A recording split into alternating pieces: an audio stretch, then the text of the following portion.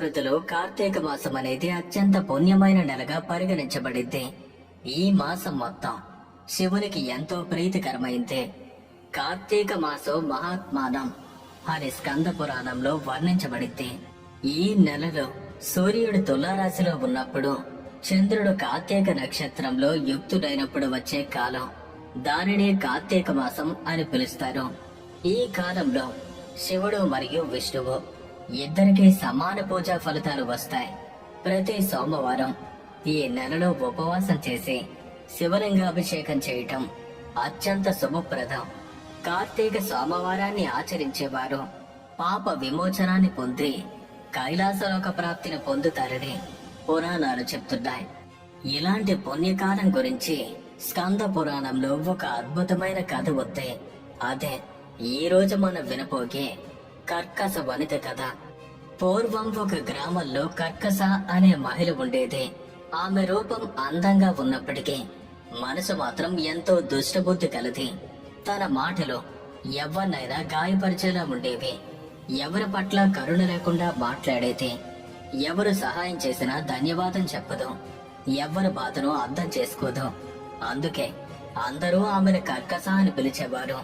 అంటే కఠినమైన హృదయమున్న స్త్రీ అదే. ఆమెను ఒక నిజాయితీ గల వేద శాస్త్రాల్లో ప్రావీణ్యం ఉన్నటువంటి మిత్రశర్మ అనే వేద పండితుడు పెళ్లి చేసుకున్నాడు. మిత్రశర్మ శాంత స్వభావం కలవాడు. వేద పారాయణం, పూజా యజ్ఞాలలో నిమగ్నుడై ఉండేవాడు. కానీ తన భార్య కర్కస తన దుర్మార్గ ప్రవర్తనతో ఆ పుణ్యాత్మను కూడా బాధించింది. ఆమె మాటలు, తన చేష్టలు చూసి పండితుడు మౌనంగా భగవంతుని ప్రార్థించేవాడు. ఎన్నోసార్లు తన భార్యకు హితబోధ చేశాడు. కానీ కర్కస మాత్రం తన భర్త మాటల్ని ఎప్పుడూ పట్టించుకునేది కాదు. కాలం ఎప్పుడూ ఒకేలా ఉండదు కదా. కొంతకాలం గడిచేసరికి ఆమె పాపకార్యాలు పెరిగాయి. చివరికి ఒక భయంకరమైనటువంటి ఒక అంతుచిక్కని వ్యాధి వచ్చి తన శరీరాన్ని నశింపజేసింది.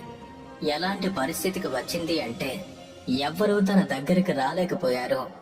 అలాంటి దుర్బలమైన పరిస్థితి చివరికి బాధతో తప్పించి అక్కడికక్కడే మరణించింది.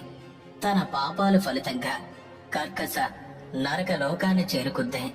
అక్కడ కొన్నాళ్ల పాటు శిక్షను అనుభవించి తిరిగి ఆ పాప ఫలితంగా ఒక శునకంగా, అంటే ఓ కుక్కగా మరొక జన్మలో పుట్టింది. అది సాధారణమైన జన్మ కాదు. ఆకలి, దాహంతో తిరిగే ఒక దుర్గతి జీవితం. తన గత జన్మ జ్ఞాపకం లేకుండా రోజంతా